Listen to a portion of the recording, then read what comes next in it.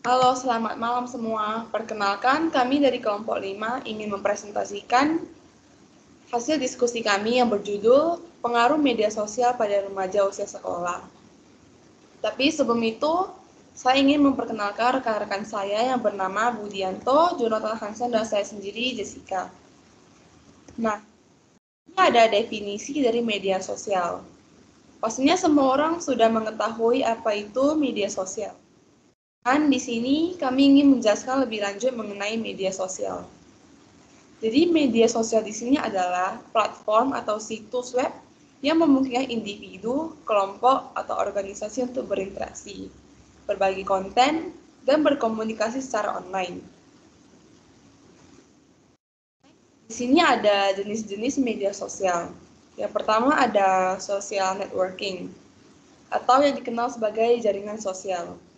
Jaringan sosial di sini itu kegiatan berinteraksi dengan orang lain dan membangun hubungan melalui platform online yang didedikasikan untuk tujuan.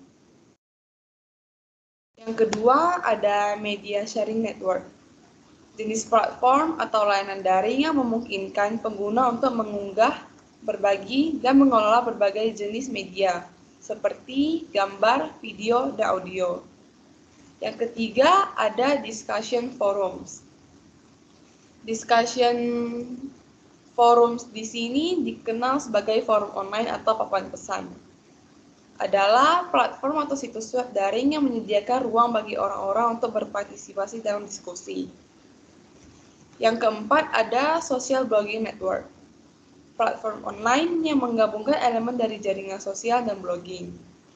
Dalam jaringan ini, pengguna dapat membuat dan mempublikasikan konten berbasis blog seperti tulisan, gambar, dan video. Yang kelima, ada social audio network.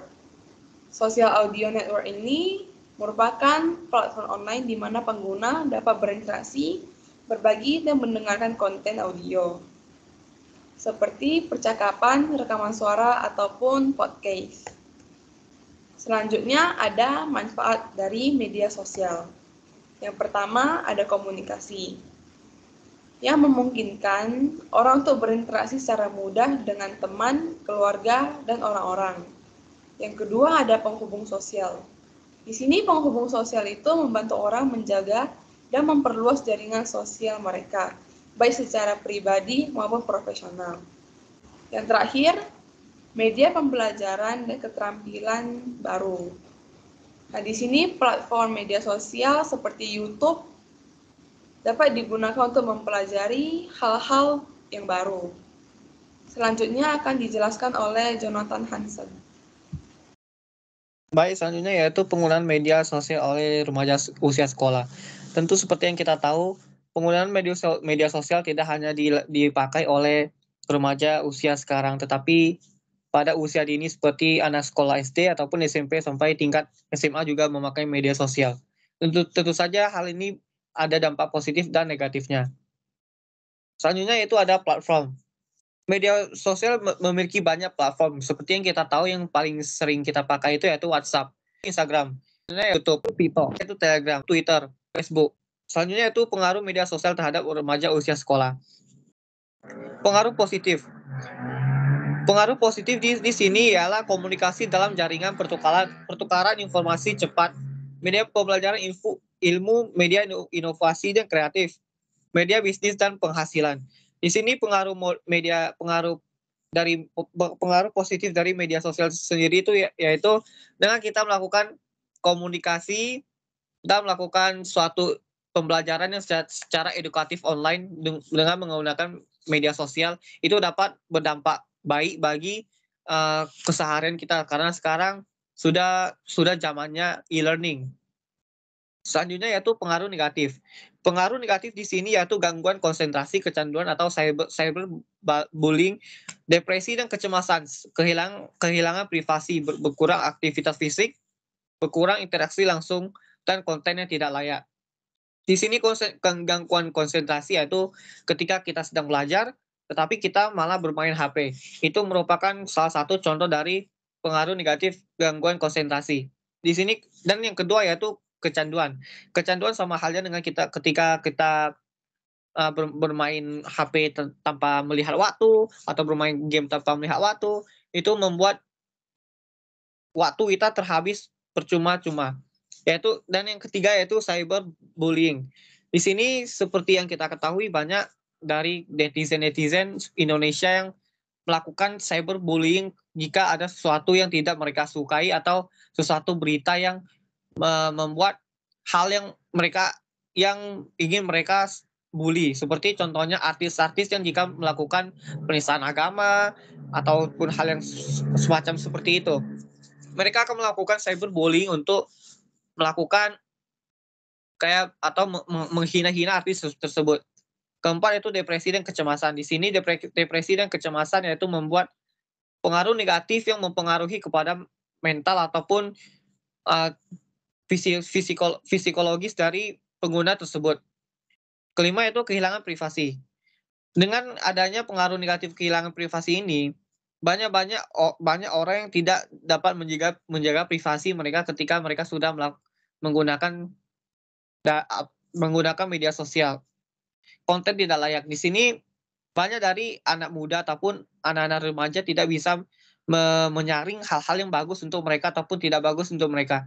Jadi konten-konten yang ada di media sosial ini tidak terpengaruhi oleh umur. Mereka akan keluar secara tidak langsung ataupun langsung. Jadi kita harus pintar-pintar dalam menyaring sebuah konten. Oke. Selanjutnya akan dijelaskan oleh Budianto. Baik. Jadi adanya pengaruh positif dan negatif yang dijelaskan oleh rekan saya Hans. Nah, jadi untuk mendapatkan dampak-dampak itu tentunya ada pilihan dari remaja sendiri. Jadi remaja harus berkesadaran diri, memiliki kesadaran atas apa tindakan yang diambilnya untuk mendapatkan apa akibatnya. Akibatnya yaitu yang tadi dampak negatif dan positif. Nah, jadi sebenarnya untuk menghindari dampak negatifnya itu kita harus lakukan beberapa cara ya. Ada beberapa cara untuk bagi remaja agar terhindar dari dampak negatifnya. Yang pertama itu remaja dapat menetapkan batasan waktu.